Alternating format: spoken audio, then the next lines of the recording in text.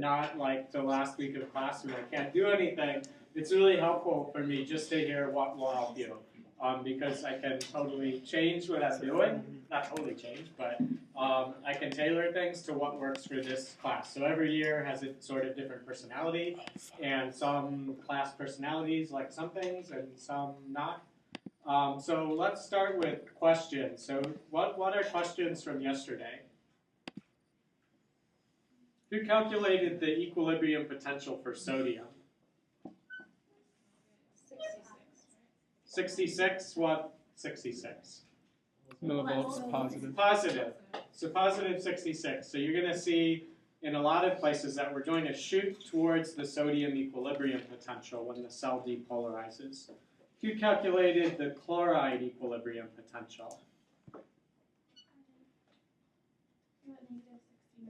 Good. Yeah, negative 69. So really close to resting membrane potential.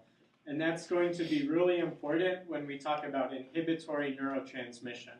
So you'll see why chloride movement is inhibitory. All right. So what questions? Questions from yesterday? Justin. Maybe if we can just do a real quick review. On my quiz, I always got the wrong thing moving in and out. Moving in and out, okay. So like resting membrane potential is primarily the result of movement of which ion in which direction? So we have in the cell and out of the cell. And what do we have at high concentrations in? Potassium. So potassium is high, and sodium is what? Low. Okay, and then outside, it's the inverse. And I use brackets just as concentration, so anytime I write brackets. All right, and so then these ions are going to move, so the membrane's semi-permeable, and they're going to move according to their electrochemical gradient. Here, I guess mostly towards which? So where, at resting membrane potential, which side of the membrane has a negative charge? Inside of it. So we've got.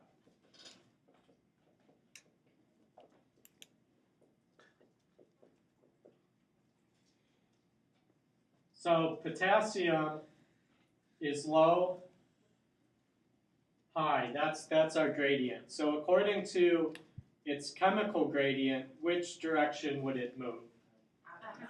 Out. And according to its electrical gradient, where would it want to move? In. So which is really having the dominant role here? The chemical gradient. So the chemical gradient is strong enough that potassium is going to leak out. And actually that's mostly what's establishing this electrical gradient. And as the electrical gradient's established, that's going to hold some of the potassium back. So that equilibrium at minus 70, when you reach minus 70, you have the amount of potassium leaking out equal to what is going in. So you reach this equilibrium point. Now what about sodium? So you've got high sodium. Is sodium moving according to its chemical gradient? Where does sodium move? In. And is it moving towards its electrical gradient? Yeah, and is that strong or weak? Both are really strong. It's pretty strong, right? Because this is really far away. Remember, the sodium equilibrium potential is positive 66, so that's very far away. But the membrane actually isn't very permeable. So, just in this question, I answered that the resting membrane potential is the result of the Na moving in because it's strong. But the answer was K moving out. It should be K moving out. Why K instead of Na moving in? So if it were sodium moving in that was driving it, it would drive it towards sodium's equilibrium potential, which is positive 65. But it's mostly that potassium is leaking out. So you have a little bit of sodium leaking in, and that's what deflects it from. If it were just potassium leaking, then the equilibrium potential would be minus 95, or the membrane potential would be minus 95. And that is tempered a little bit by the sodium. So we'll see in the action potential, all of a sudden we have sodium as a big player. And so that's going to change the membrane potential a lot. So during the action potential, what happens is that, getting a little ahead of ourselves, but hopefully helpful, the permeability to sodium increases a lot. And so then sodium starts to drive the membrane potential. I think there's a slide today that gives the relative permeability for each of these, and sodium changes about 20-fold. So it's going to be the key, but not at rest. At rest, the key is potassium. Sure, Marilyn. And this question might kind of probably go along with that, but also on the quiz, why would increasing the intracellular potassium by 10 mole equivalent increasing the extracellular potassium by 3 mole equivalent have more of an effect on the RPM or RMP than the increasing intracellular potassium by 10 mole equivalent? Good. That's a good question. And so the question is, why does this 3 millimolar MEQ change have this big effect? And that's because you have to take into account the percent change. So if you're increasing 3 from a baseline of 4, we are increasing by almost 100%. Okay. But if you're increasing from 140 to 150, well, you're increasing 8%. Okay. So that's the key there. So I should say I make the quizzes and I take them, and I haven't made a quiz that I get right yet. I make them, and then I just think the answers are different, and then I have to go in and change the answers. So eventually there's going to be a quiz where I miss that, and everyone's going to, maybe I should do that on purpose, just to see, on purpose, right? See if everyone catches it. That'll be the cover. So with that same question, where you are increasing by 100% or whatever, is that, what is really changing? Is it the concentration gradients just becoming more powerful? Yeah, well, in this case, it's becoming less powerful. So you're raising your potassium here, and there's less driving force for potassium because you're going from 4 to 7. And so there's less of a force pulling potassium out. Potassium doesn't really want to be pulled out. It kind of likes this negative charge here. And so that's going to cause the equilibrium potential to rise quite a bit. Yeah, so it's that change.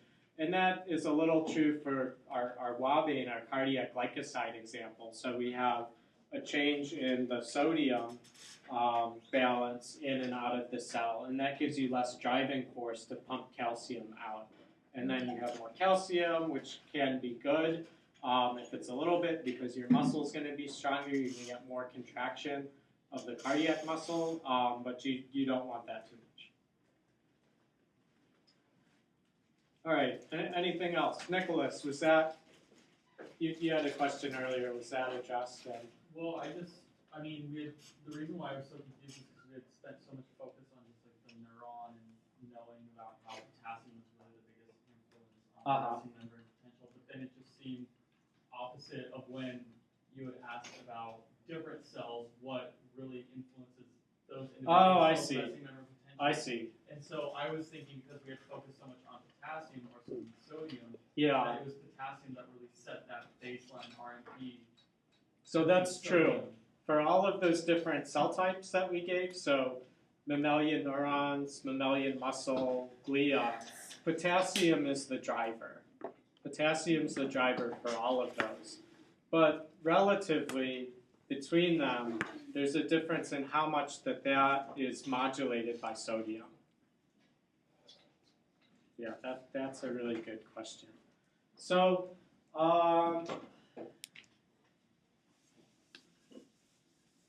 today what I really want to go over is this. So you have a choice. We can go over this or we can go over the PowerPoint. This is really the key. Maybe we can go over the PowerPoint and we can summarize to this at the end. But whatever is your option. But you'll see, we have 38 slides, and really, there's not that much there. So for example, yesterday, I know at the end we were running low on time, and I kind of moved through a bunch of slides, and it was a lot of material. Sometimes I get ahead of myself. But usually I have something like this that I have in mind to convey to you, and I just sort of use repetition to do that.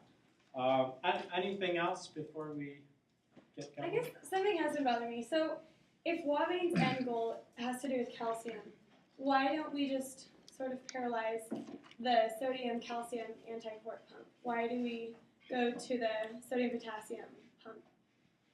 So why? I guess the first answer would be because we can. Okay. So there's a drug available that does that. Okay. So wouldn't it be more efficient just to turn down the sodium-calcium exchange? Right. It might be, but it might also be good to be separated one level from that. So you could imagine if you're targeting that directly and you get it a little wrong, it might have a greater impact, a more direct impact. Whereas if you're one step away, you have a little bit more wiggle room. But I would suspect because digitalis is a drug that had been used for a long time, people, chewed a little of the root and noticed their heart pounded really fast, and then just traditional medicine, it would have been used. And then people figure out what it is, and eventually we figure out the mechanism. So we can present the mechanism, but really people figured out the drug worked. And then much, like hundreds of years later, maybe thousands of years later, people figure out that, all right, this is actually the mechanism for how this plant root will make your heart beat more strongly, and maybe more strong and kill you if you eat too much of it, or just more strong and keep you alive.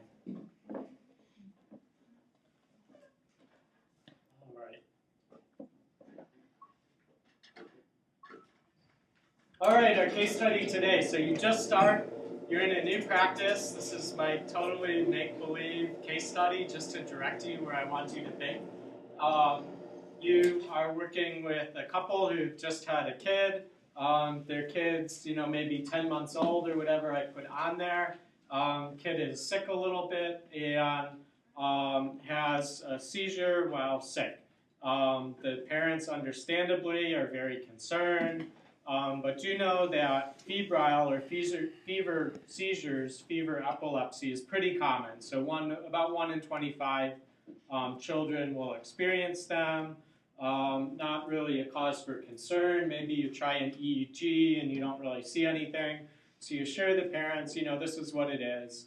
And okay, so they're concerned, but they go. And now the parents really latch onto this. They like febrile seizures. They like their kid, it's just something, the kid's sick, and they have these fever seizures, and they're good. They tell everyone, they tell grandma and grandpa, everyone. Their kid could be eating a snow cone in a blizzard and have a seizure, and they'd be like, oh, it's a fever seizure. And you start to worry a little bit, because you start to worry, well, maybe I should have hedged a little bit more in talking to them that probably it's this, but we need to do more diagnostics. We really need to eliminate some other causes, but you didn't.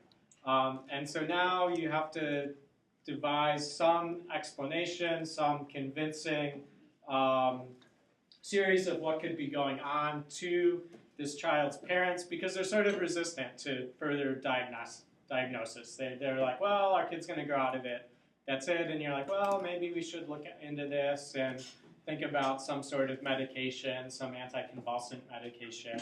And they don't want to hear any of that. So that's what we are going to finish up on. So when we have extra time at the end of the class, I'll have you work in groups. You're going to make presentations to the parents. One can be the physician, one can be a specialist, or you could summarize notes for 2 days and present that. So you sort of have a choice, or you could summarize on the paper I attached for everyone. So, you know, if we have a couple groups doing each, then there should be a good mix of that. So that's what we want to consider for today for our case study. So last time, if I go through the notes, I end up with that, and that's what I try to attach. So did everyone see the shorter PowerPoint? Okay, and is that helpful to have that? Okay, so eventually you're going to make those, not me, but for now I'll present them, and hopefully that'll give you a feel for what the key points are. And we'll do that in class, and then I'll post them, so it'll sort of be the same. So we were talking about gradients and types of transport, and I hope that everyone's set with that. You're probably familiar with different types of transport from your biology courses. If not, there it is. So that should be really simple. The ions, where they are, inside or outside the cell. So again, I'm hoping that that's really basic. The membrane gradient, how it's established. So even though this is simple, it's really going to be the key to everything else we do. So I just want to make sure that everyone's okay with that. This would really be the summary of that 2 hours of class. So for today, we're going to talk about something called the action potential. The action potential is what happens when a cell gets stimulated. It could be a cardiac cell, a muscle cell, or a neuron, and it actually depolarizes. So the action potential is going to have different phases, and it's going to have different features that we're going to talk about. Now, we're also going to talk about conductance, so we're going to switch around Ohm's law a little bit. Conductance is just how an ion moves. So resistance is how something doesn't move. Conductance is how something does move. We have gates and their dynamics, so we're going to gate these different ions. So usually a cell doesn't want sodium moving across it, but you have sodium gates, sodium channels, and that's going to regulate the movement of sodium into and outside of the cell. And then you can couple those gates to stimuli from outside. So you can couple the gate to light or sound or touch, other neurons firing, and that's how your nervous system works. That's how your neuromuscular system works. So just how you turn these gates on and off. We're going to talk about something called the Hodgkin-Huxley cycle, which is just this depolarization, repolarization of the cell. So that's all the Hodgkin-Huxley cycle is. And then some channel blockers. So we're going to talk about some drugs that you might use in the lab, that you might accidentally ingest, that paralyze some channels. And so these names you should know. Eventually we'll talk about more medically relevant channel blockers. So for example, a lot of the anesthetics will block sodium channels, and we'll see why that is that causes you to not feel pain. So we talked about resting membrane potential, we talked about its origin, and really the resting membrane potential is useful to the organism because it can change. And the way that it could change was found, this is a squid, I think this is its eye. And these are these giant axons. So it doesn't project really well here, but on your screen I bet you can see them. They look like little threads. They're about 1 millimeter wide. And so if you're working 100 years ago, that's something good to have because you could never do this with a mammalian prop. The axons are just too big.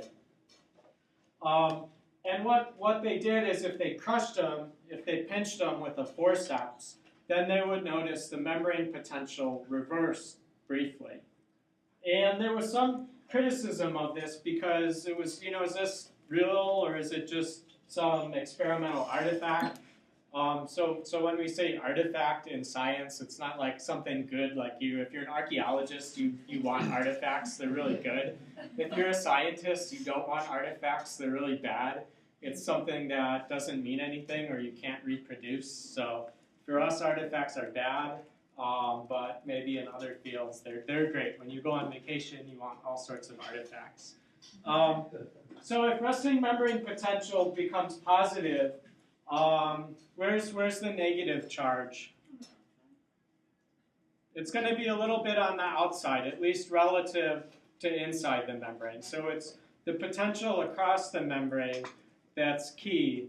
And this can draw current away from other areas. So if you think of an electric eel, all it really does is it depolarizes a bunch of membranes. It draws all the current away from it, and it can shock you and kill you by drawing the current away from your heart.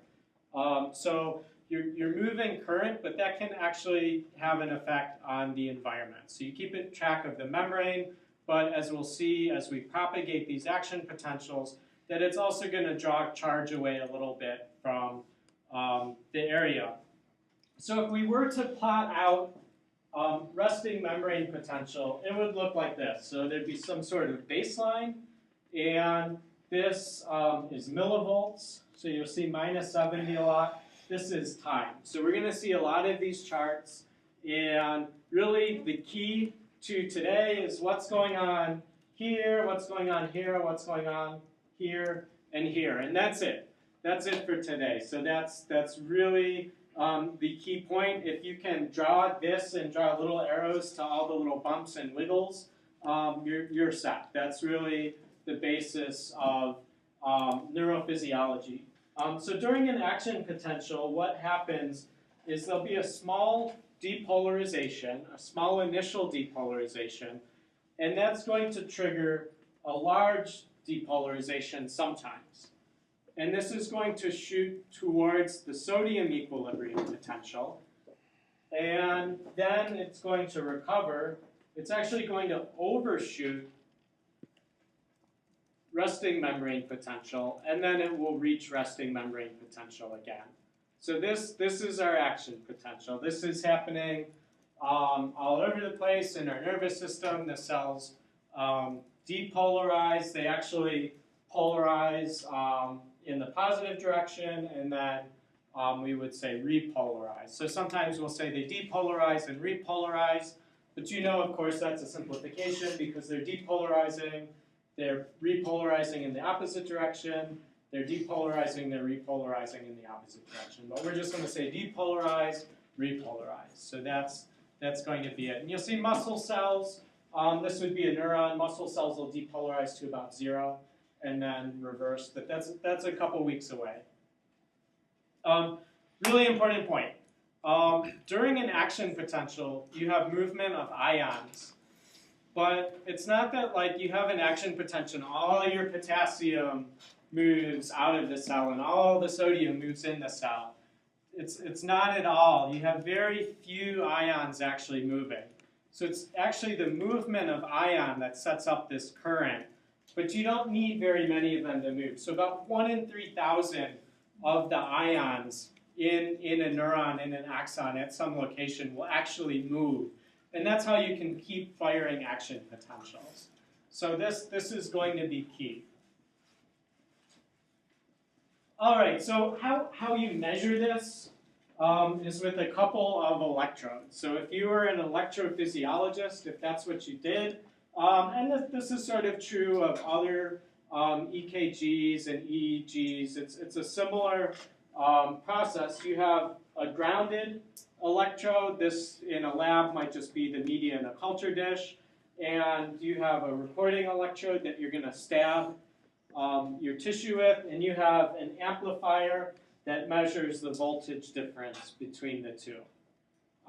So that's the basic voltage part. We're going to add on a few pieces of this to talk about conductance. The amplifiers used to be made by hand by spooling a couple miles, so think of doing this by hand, of copper wire around. So it used to be more challenging. Now you just buy a little box and plug it in. The machine can do that for you. And what we're reading here is just membrane potential. So you have this setup here, and you're going to stimulate your cell, and you're going to measure what happens to the membrane, what is the difference in voltage across that membrane. And 3 basic parts. So you have polarization, depolarization, and this phase here called hyperpolarization.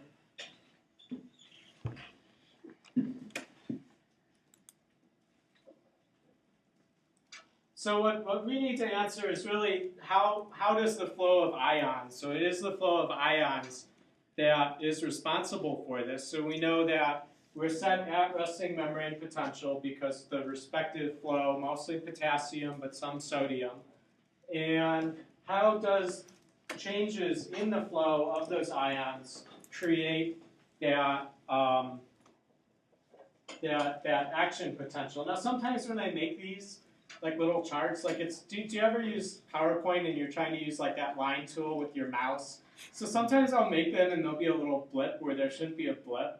So if I don't point it out, just sort of ignore it. So these blips are relevant, but sometimes there'll be a blip that won't be. And it's just because, you know, maybe I had extra caffeine or something like that and my hands are real shaky. So what do you think? Where does an action potential come from? Influx of sodium. Calcium, sodium. Sodium. So everyone's right, in a way.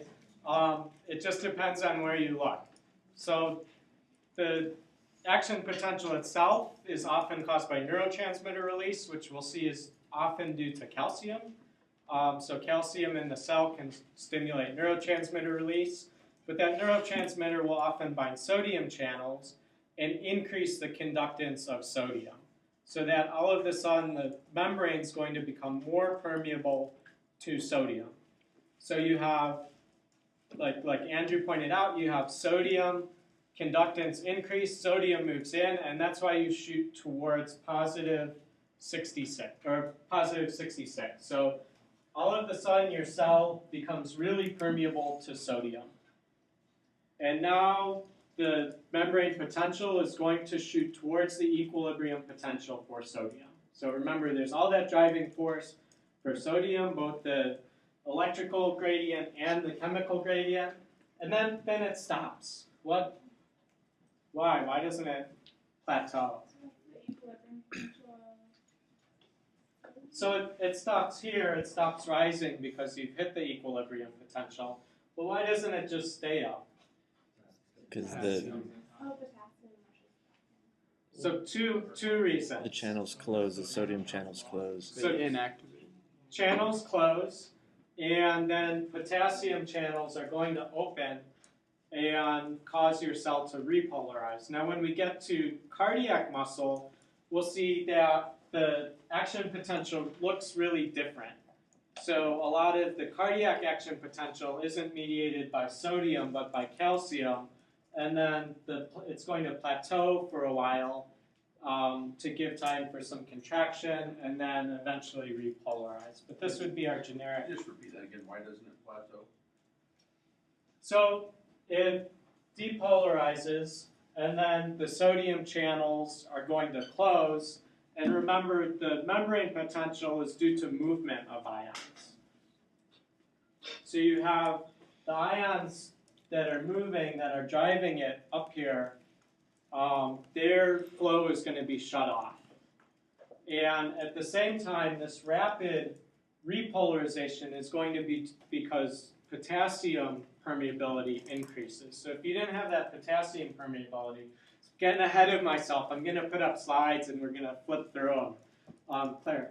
So how exactly does the membrane become more permeable to sodium? Good question. And again, I would get through like 20 slides. So if you can bear with me, like just a few slides, we'll be set.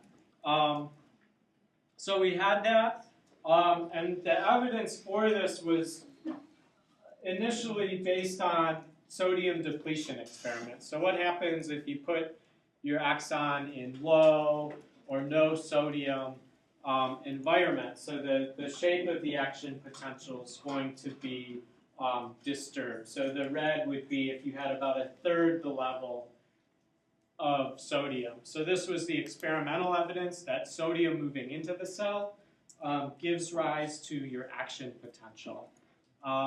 now we want to actually measure the conductance of the membrane to different ions.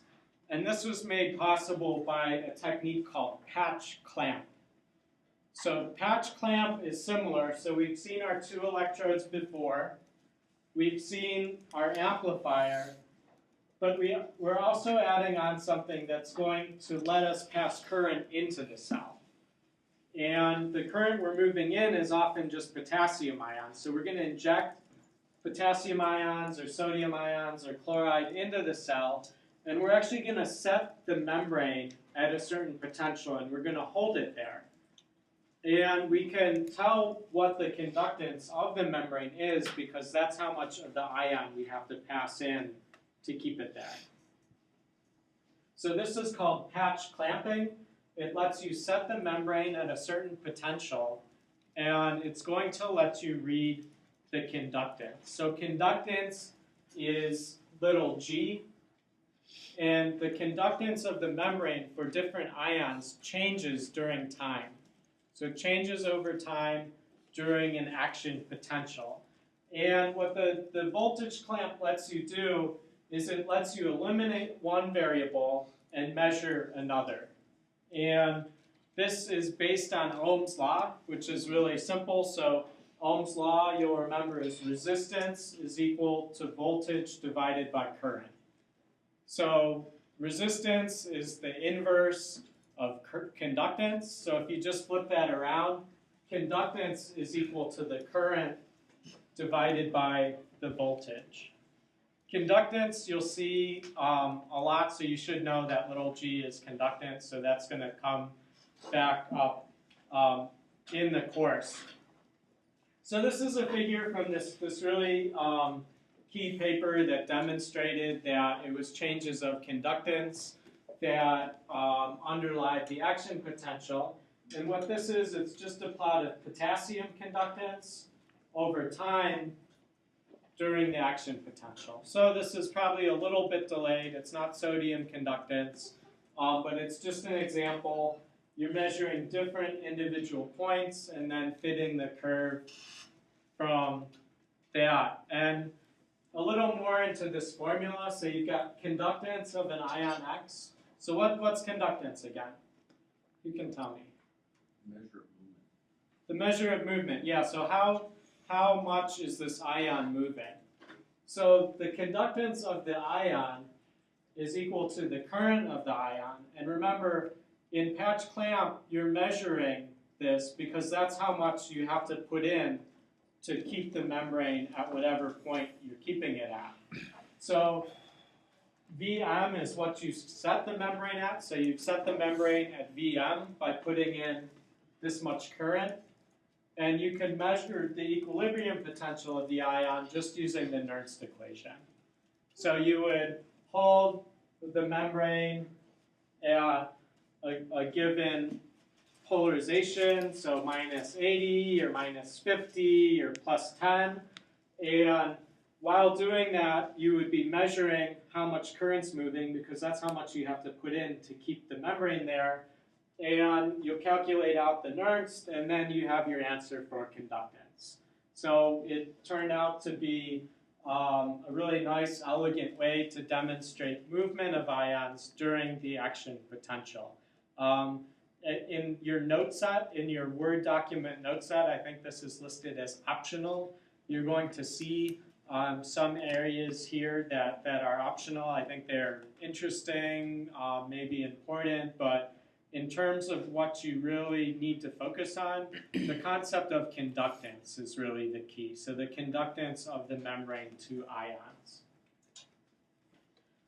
So Hodgkin and Huxley in 1952 had this really landmark series of discoveries.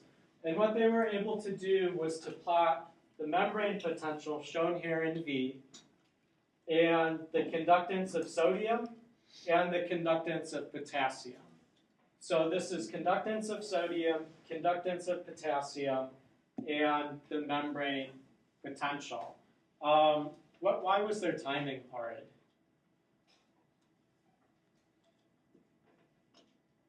If you're going to publish a landmark paper Why don't you do it in 1952? No, maybe a little bit. No, not at all. 1952. Yeah, good. The structure of DNA was discovered. So this would have been a much more press, but DNA was the big one. I think they did win the Nobel Prize eventually, but not such a good timing. But they didn't get scooped by their competitors, so that's Oscars during Titanic. yeah. So conductances, you can see you have conductance of sodium rises and falls. Conductance of potassium then rises and falls later on. They're not completely matched because you have to give a little bit of stimulus to start things out. So you're giving a little bit of stimulus, and that's going to get you going. And then you'll have depolarization, and you're shooting towards plus 66, but you don't really reach it in an experimental setting.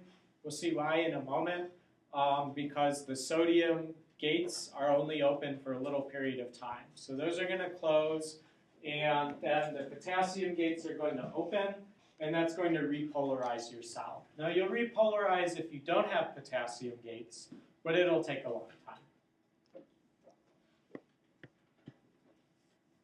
So if you're trying to explain why these conductances are there, you can do some more experiments.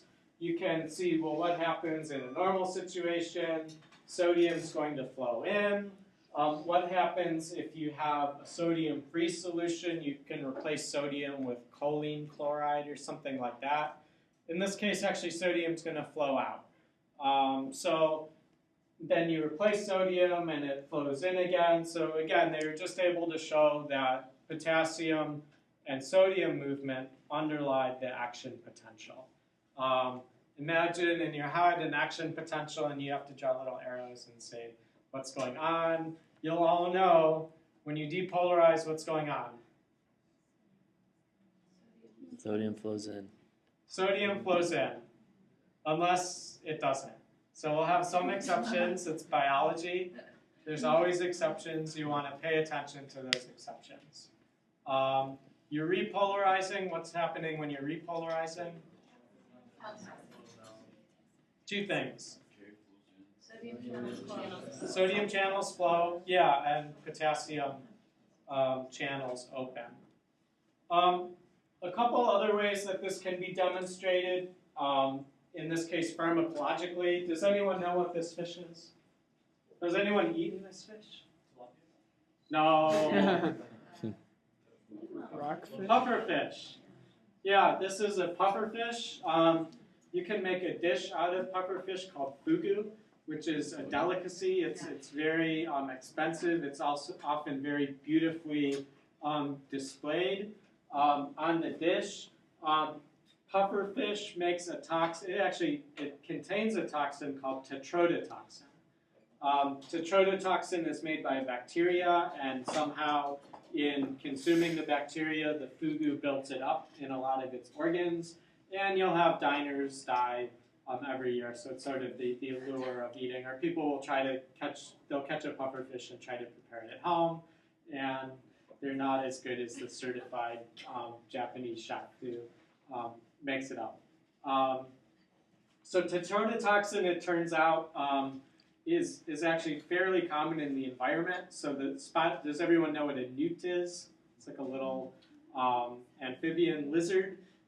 So a newt builds up huge levels of tetrodotoxin in its skin. It has sort of this arms race with garter snakes. So garter snakes are a little resistant to it, and they're the predator. And rarely humans will be poisoned. There was a case in the western U.S. in this region where some folks were out camping. They had their hunting camp, and a newt crawled into their pot of coffee. And the newt was cooked, but so was the tetrodotoxin, and all of the hunters died. So it killed like 6 people because they had tetrodotoxin lace coffee from this newt, which is just ridiculously it has like 1 million times the lethal dose. But in any case, tetrodotoxin is going to block the sodium channel. So what you can do is you can look at the dynamics of an action potential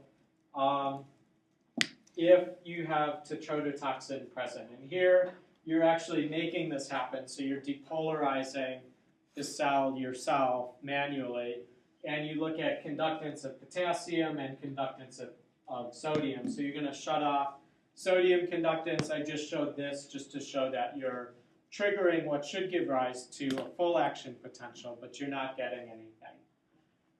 TEA is tetraethyl ammonia or something like that, and it's going to block potassium channels. You'll see you can block calcium channels with magnesium, something that looks like it. So in this case, you have something that is going to block the potassium channels. In this case, you'll get the initial phase of the action potential because your sodium channel's open, but then your potassium channels aren't open to repolarize. So it's going to take you a while to repolarize. So this would be pharmacological evidence for the importance of these channels. So you have some pharmacology and you have some physiology, and it's pretty well established that that's what's doing each of these. You're going to see tetrodotoxin here and in neuroscience, TEA, maybe, but certainly in here. So if you were to plot this out, if you were to plot out the relative permeability, so permeability of potassium, permeability of sodium, permeability of chloride, what you would see is that at rest, your permeability to potassium is much higher than your permeability to sodium. So you actually have some channels that leak potassium. It's not just that it's diffusing. There's some leak channels that are going to let some potassium through. But then when the action potential occurs, at the peak of the action potential, your permeability to potassium hasn't changed yet, but your permeability to sodium has increased hugely. So you have logarithmic fold change in your permeability to sodium. And then as we'll see with chloride, it's sort of complicated. It sort of depends on which kind of cell you are. Some cells are passively, can passively diffuse chloride. It can move in or out. And some have gated chloride channels. So that's just going to depend. We'll talk about that a little bit next week. So peak of our action potential is just before the sodium channels have really opened, and I just put that there to illustrate the point that you're stopping, not so much because the potassium channels have opened, that's why you have a rapid repolarization. You're stopping because the sodium channels are closing. So you should know that. What would inflow of sodium do to your resting membrane potential? Depolarize it. Where's it going to shoot towards? Positive 66. Yeah, it's going to shoot towards the equilibrium potential for sodium. So I think Claire had a question earlier, you know, what's underlying all of this? And it's these voltage-sensitive ion channels. So maybe you've had a little bit of protein structure in biochemistry so far or in your previous classes, but proteins can have different locations in the cell, and some of the proteins are transmembrane proteins. So transmembrane proteins are proteins that span the membrane. They'll usually have a cytosolic domain, so a part inside, and an extracellular domain, and they'll have these hydrophobic amino acids like leucine or valine or isoleucine, and they'll make these coils that stick in the membrane. And voltage-sensitive ion channels often have multiple units. They often have multiple transmembrane domains, so they're threaded through the domains. And they can have domains inside, domains outside. We'll see some channels that aren't voltage-sensitive can be ligand-sensitive. So if they're ligand-sensitive, they'll have a domain out here. A ligand comes in, binds to it, and then the channel will be active. Voltage-sensitive channels, though, these domains that span the membrane are actually sensitive to the voltage across the membrane. And if the voltage across the membrane changes, the shape of the protein is actually going to change. And when the shape of the protein changes, then it's able to let ions in or keep them out, depending on what the ion is. So proteins, as you know, they're charged molecules, they're amino acids, so they're going to respond to an electrical field. Everyone's done Western blot right in your lab, in your 300 biochem lab. If you haven't, Western blot is just a way that you spread proteins out with an electrical charge so the proteins migrate. And the proteins, because they're charged, respond to that electrical field. And that electrical field can help hold them in a certain shape. And if the electrical field across them changes, then the protein shape will change. This is amazing to me. So this is a diagram, and you'll see another one like this from some of the original papers in the 50s that proposed the structure of the sodium channel. And then when it was actually crystallized decades later, the structure was really similar. I mean, it really is sort of uncanny. So this represents the membrane here, inside, outside. And there's a couple different parts of the channel to keep track of. So one is the sensor. So the sensor is going to sense the charge across the membrane. We'll see tomorrow that this sensor can be modulated a little bit by some other ions. The channel also has a gate. You have to open and close your gate. Some channels we say have one gate, some we say have two gates. And the channel itself has what we think of as the selectivity filter. So some channels, maybe they're lined with positively charged amino acids. So if you're lined with positively charged amino acids, what are you going to be good at gating? Positively charged.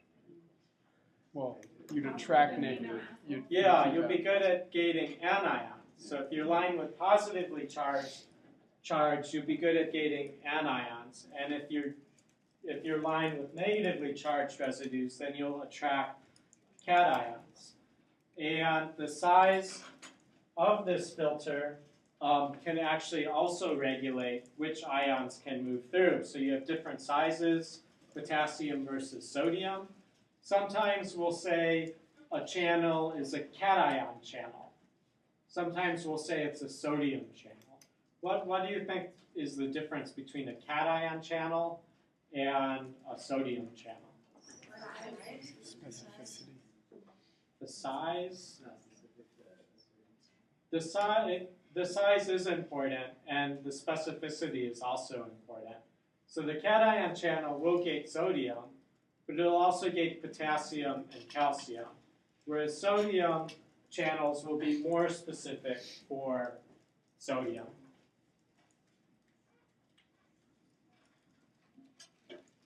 All right, here are just the parts listed out here for you. So make sure when you look at this sort of diagram, you can identify different parts and know what's what. So membranes, what you're sitting in.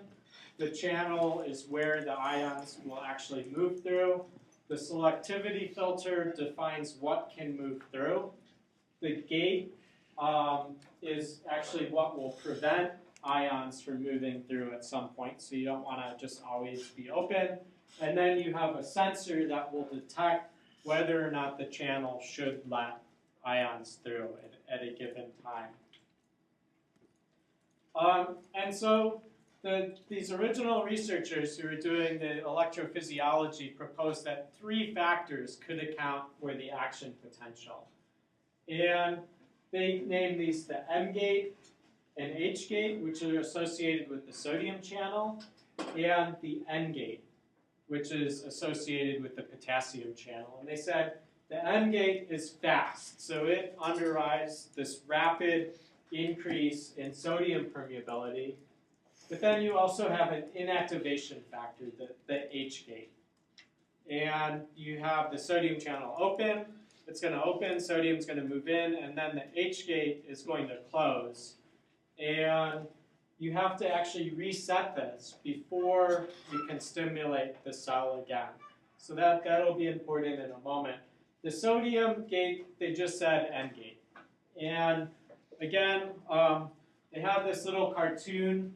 You may have seen this before. This is a cartoon of the sodium channel. So you have the sodium channel, you have an activation gate, and an inactivation gate. The activation gate will open when it's stimulated, so when there's a sufficient change in the charge across the membrane, this activation gate is going to close, or it's going to open, and then sodium's going to be able to move through. But they also propose that there's a slower inactivation gate, and they have this ball and chain model, and I think this is the most amazing thing, because they said, you know, it's just sort of this funny thing, like you think of like this little child's toy where you're trying to catch a ball in a hoop or something like that. And they said, well, that's going to close, and then that's going to stop more sodium from coming through, and then you have to reset that and shut the activation gate before it can work again.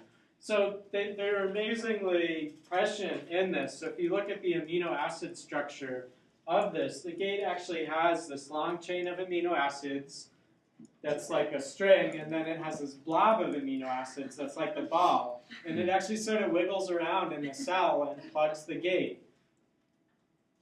So those are our sodium channel gates, and here's a map of where they would be active. So your N gate is going to open, sodium's going to move in, and then your H gate eventually is going to plug that channel. Now, the H gate is time dependent. So you open your sodium channel, and after a certain amount of time, the H gate is going to close. There isn't an exact time because it's a stochastic process, but you could just imagine, right, it's just random, like that little ball and chain swinging around, but you could average it out. You have lots of sodium channels. That H gate's going to close. While that closes, when your membrane is depolarized and then positively polarized, that's going to trigger the potassium channel to open. And then potassium's going to move in and start to repolarize your cell. And this is like the most cruel thing to me, because I always think the N gate should be the sodium channel, and it's not. It's the potassium channel. And it always throws me for a loop. The H gate resetting is not time dependent.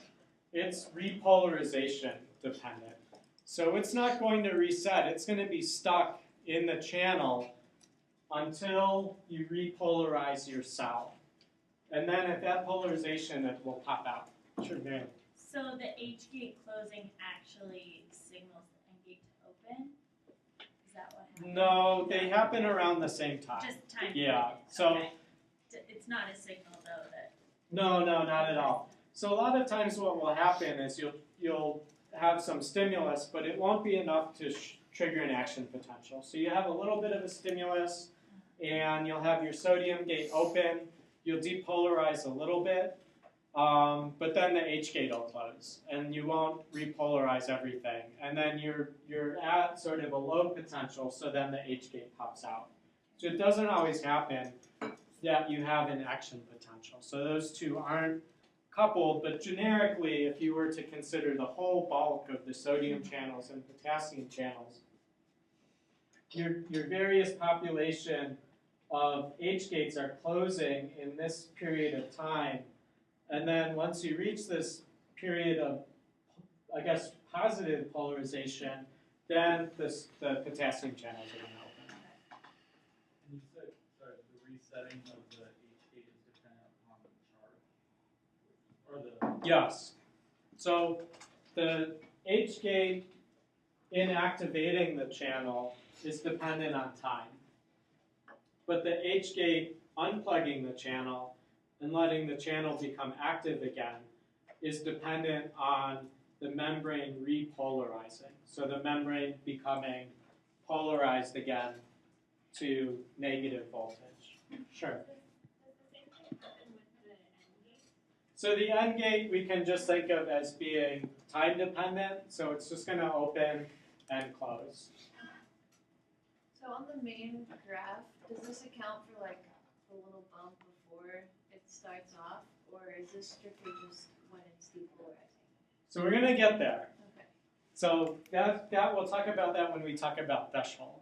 So sometimes you can have some sodium channels open, but you don't get the whole show. The whole show is called the Hodgkin-Huxley cycle. So what happens here is that you have a little bit of stimulus, and in cases where that stimulus reaches what's called threshold, then you have more depolarization. That depolarization is going to open more sodium channels. That's going to cause more depolarization. That's going to open more sodium channels. That's going to cause more depolarization, open more sodium channels. Eventually there aren't going to be sodium channels to open anymore, and you're going to have them all plugged up, and your potassium channels are going to come into play, and you'll repolarize. So it's sort of this feedback loop that you have a positive feedback loop of sodium channels depolarizing the membrane and triggering more sodium entry, and eventually then you have them close and the potassium channels come into play. So I note the sodium channels. So sodium channels, you've opened some sodium channels, maybe you're in the early part of the action potential, and those sodium channels close. Why aren't they triggered to reopen as you depolarize more? The gate isn't reset. Yeah, so the H gate has to be reset. Good. So these two explain the initiation and repolarization of the action potential. So movement of these two ions. On Tuesday, we'll talk about calcium and chloride and their role in it, but really sodium and potassium, this again is a generic situation in biology. Sometimes things are different, but I'll make sure to point those out when they happen. So we've got to iron out a few bumps, and then I think we can take a break, and then we can have our second part of the course. Our three bumps are threshold, the refractory period, and something called accommodation. And the R here stands for relative.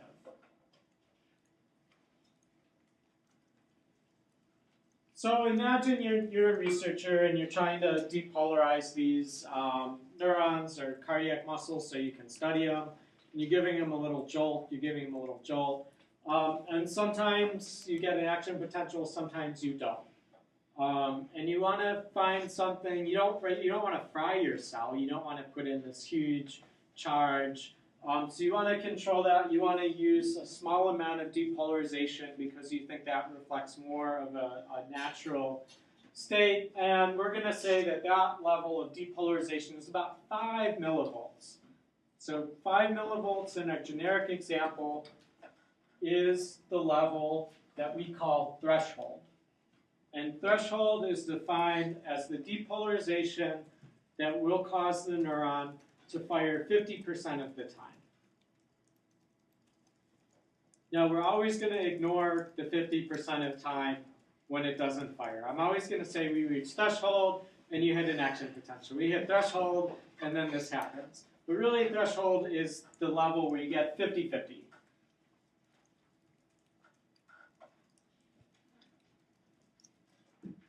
So this little symbol that you'll see on my charts just represents depolarization. In this case, this would be 5 millivolts of depolarization.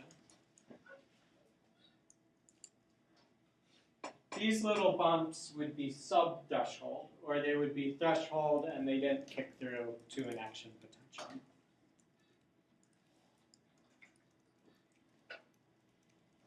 Our second concept is accommodation. So accommodation has to do with the amount of time during which the depolarization is applied. So if you give a threshold or even greater than threshold stimulation, if you draw it out too much over time, if you slowly apply that, so you're increasing depolarization slowly, you won't trigger an action potential. And this is called accommodation. Why might that be? What could explain that? Sure, Nicholas. The sodium H gates are dependent on time, so is that the reason why? So they're dependent on time and what else? Need to reset. They need to reset. So the time is the key one here though. So the time, you're gonna depolarize a little bit and you're gonna tease open a few of your sodium channels, but then they're gonna close. And then you'll tease open a few more and then they're gonna close. And then you'll tease open a few more and then they're gonna close. And you're never gonna reach this critical mass because you're slowly depolarizing of movement. So think that these are spatially distributed. They're not all sitting in one spot. And so if you're opening one here and one here and one here, you're never going to kick into that Hodgkin-Huxley cycle. Why would you want that? I mean, wouldn't you want one of these things to open and then you have an action potential? What would be the advantage of that? What would the advantage be if you opened the sodium channel and you had an action potential? Quick. What else? I might have heard it, but would you have more or less action potentials, do you think? More. Yeah. See a little change in it would trigger an action. Yeah, good. What would a disadvantage be?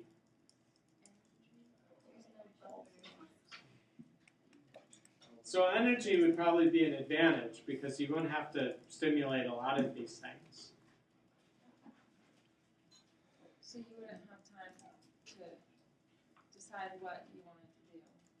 I don't know. Just If you- act before you think about it. If you accidentally generated one, it's going to cascade. Sort of. So if you think of your system as needing to think about it a little bit, if we anthropomorphize the synapse, then that's right. And you don't want to have a biological system where you have something kick in from one of them. So you've got all this neurotransmitter sloshing around in your brain. You have all these glutamate molecules floating around. And what if one of them isn't caught and it reaches this other synapse and activates it? So you want to have a system that can deal with some noise. So there's always noise in biology.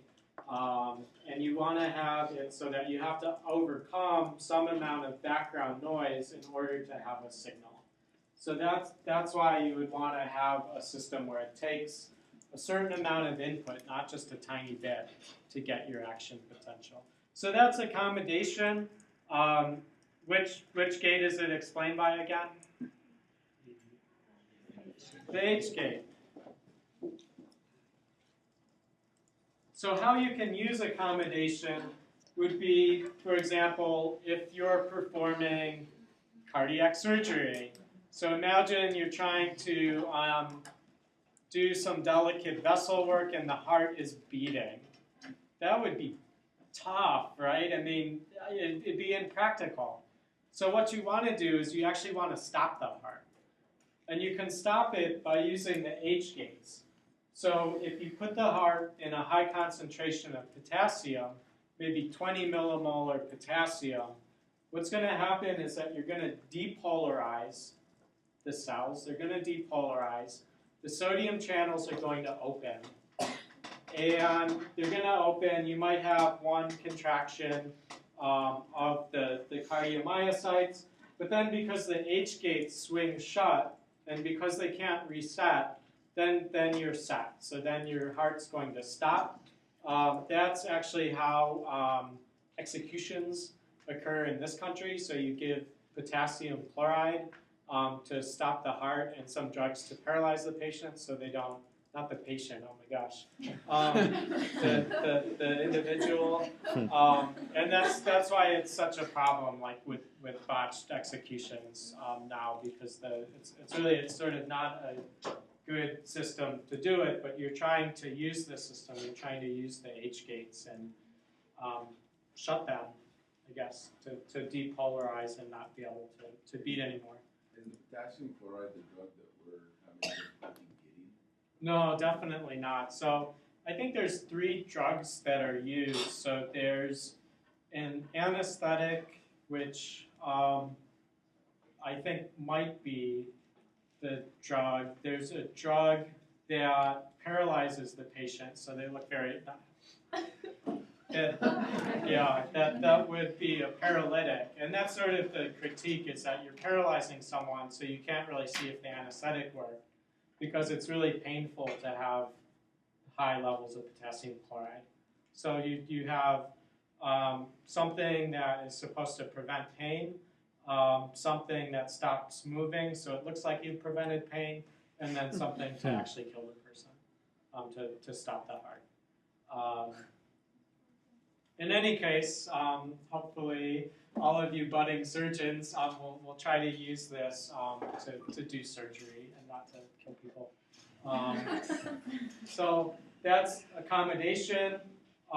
You could try to calculate what would happen to resting membrane potential if you change the potassium levels outside to 20 instead of 4. But this would be typical if you were going to do any sort of heart surgery. That you'd want to stop the heart from beating. You'd have to set up circulation with a pump, and then you could work, and then you could just restore the muscle to a normal solution, and it would get going. So you don't have to use any drugs to block the channels or anything like that. So it's really sort of a nice way to do that. So the last is the refractory period. So the refractory period you can think of as 2 different, you can break it into the absolute refractory period and the relative refractory period. So the refractory period, what's refractory about it is just you cannot, or it's difficult to stimulate another action potential. So during the absolute refractory period, no matter how much current you give, you can't trigger another action potential. So you're in this phase, you can't trigger another action potential because you're in it already. And as you're repolarizing, you can't trigger another action potential because the H gates haven't reset. So then your H gates start to reset, but you're hyperpolarized. And so a combination of not having all of your sodium channels back and because you're hyperpolarized means that in the relative refractory period, you can stimulate an action potential, but it's going to take a lot more input. So practically speaking, in a biological system, you're probably not going to stimulate another action potential in the relative phase, but in a lab, you could jump. Does it take a lot more input just because you have to get it back to 65 millivolts or whatever from the hyperpolarized state? So yes, and because there's fewer ready sodium channels. They haven't all reset.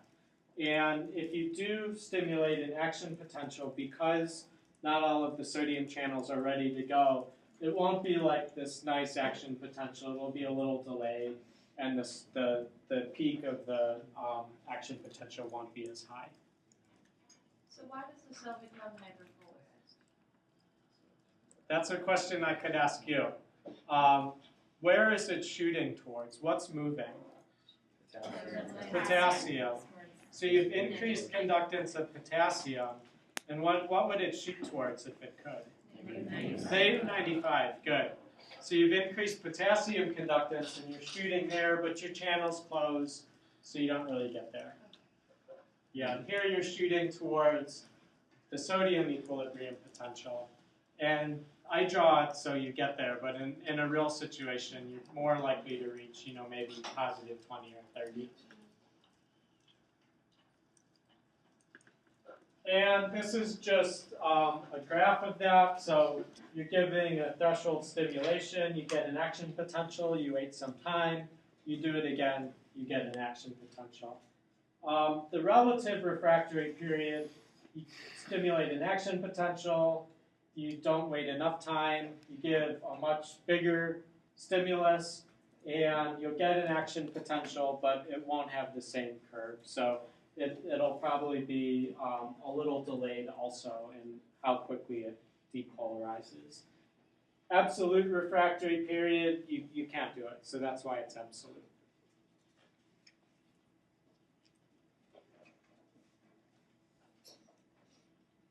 Different images of the refractory period that you find. So if you're doing a Google search for a refractory period, we'll have different images. And so I think that this is probably a good, accurate representation. But I've had years in the past where people find refractory periods that, will be labeled like this, but really this is our absolute refractory period, and this is really the relative refractory period. So just be aware of that as you're looking at material, if you do. So this is our summary for today. This is just a one-slide summary, but you can see that there's a few key points to really get that are going to be really key for all of our sensory systems. So we'll take a day on the visual system and gustation and the auditory system. And these basic principles are really going to be the same throughout all of those. So let's take a break and then come back and